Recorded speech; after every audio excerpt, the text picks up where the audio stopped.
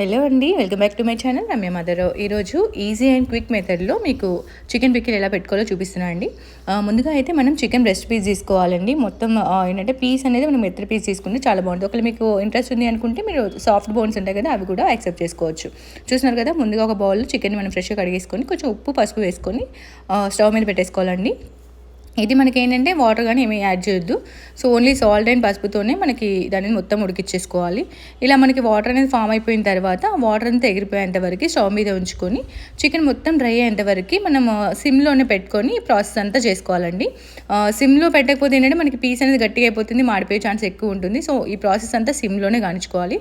చూస్తున్నారు కదా, నేనైతే ఒక హాఫ్ కేజీ చికెన్ తీసుకున్నాను. హాఫ్ కేజీ చికెన్కి మనకి పీసెస్ మునిగేంత వరకు, అంటే ఆ ఆయిల్ పోస్తే ఆ పీసెస్ అనేవి కొంచెం పైకి వచ్చేంత వరకు ఆయిల్ చూసుకొని వేసుకొని అది గోల్డెన్ బ్రౌన్ వచ్చేంత వరకు మనం ఫ్రై చేసుకోవాలండి ఆయిల్లో. సో ఆయిల్లో ఇలా ఫ్రై చేసుకోవడం వల్ల ఏంటంటే కొంచెం ఎక్కువైనా కూడా హార్డ్ అయిపోతే పీసెస్ అనేది మనం ఇలా గోల్డెన్ బ్రౌన్ ఉన్నప్పుడు మాత్రమే మనం మిగిలిన మసాలా ప్రాసెస్ అంతా యాడ్ చేసుకోవాలన్నమాట. చూస్తున్నారు కదా, ఇలా ముందుగా మనమైతే ఫ్రెష్గా దంచుకున్న అల్లం వెల్లుల్లి పేస్ట్ వేసుకొని అది కొంచెం వేగినట్టు అనిపించిన తర్వాత మనం జీలకర్ర మెంతుల పొడి అండ్ కొంచెం ధనియా పొడి వేసుకోవాలండి. ఏ పిక్కిలకైనా కూడా మనకైతే జీలకర్ర మెంతుల పొడి అనేది మస్ట్ అండ్ షుడ్ అనమాట.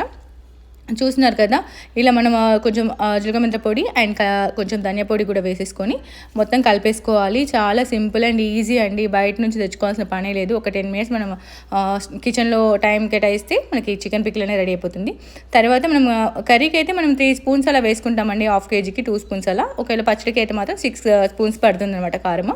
చూస్తున్నారు కదా, ఇలా మనం ఉప్పు కారం మనం ఉప్పు కూడా ముందే ఉడికించుకున్న దాంట్లో వేసుకున్నాం కాబట్టి చూసుకొని సరిపడా వేసుకుంటే సరిపోతుంది. అంతే, simple and easy chicken pickle ready అయిపోతుంది అనమాట. మీకు నచ్చితే లైక్ చేయండి, షేర్ చేయండి, వన్స్ ట్రై చేసి నాకు కామెంట్ చేయండి. Thanks for watching.